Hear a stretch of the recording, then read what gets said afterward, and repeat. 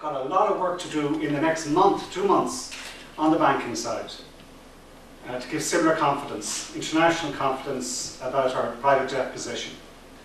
And it's going to cost us, but it's a cost I believe we can bear.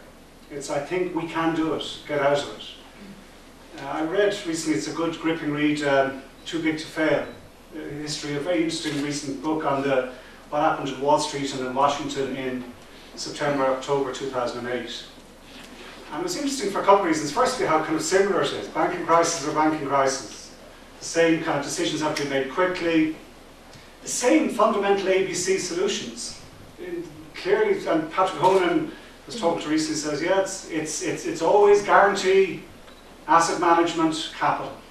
It's a fairly standard rescue remedy that you have to do when you have a banking crisis. I met our new regulator yesterday, Michael Elderfield, impressive guy.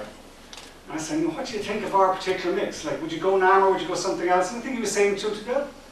It's a very plausible, viable asset management vehicle. It's not easy, this. It's messy, it's always going to be difficult.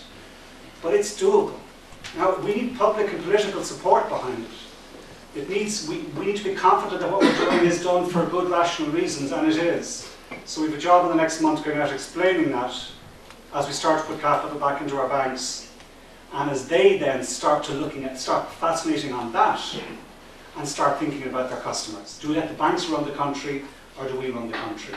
Do we let them keep us on the bottom flat for 10 years so they nurse back their balance sheets to recovery, or do we do something to make it happen quicker and therefore help the rest of the economy recover? We made that decision to act, and I strongly believe it was the right one. No amount of banking and budget policy, though, is going to get us recovery.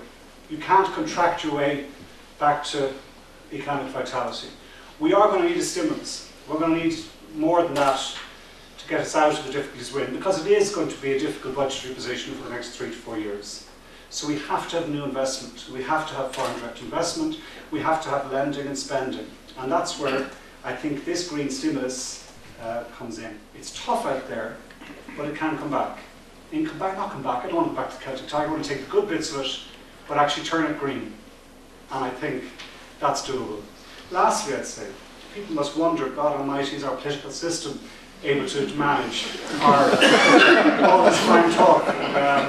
It's tough. But I'd say one thing. Our political system is our political representatives are very like the representatives of the Irish people. And like the Irish people, we are flawed, truly flawed. But also like the Irish people, we're fairly resilient. Like the Irish people, I think particularly, we're flexible. And like the Irish people, we're smart.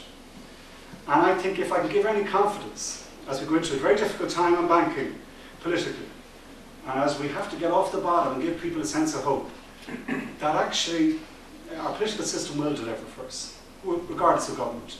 It's lasted and survived very well for the 70, 80, 90 years we've now been acting as a republic. I still have huge confidence in it, and actually in this country, by turning it green. Thank you.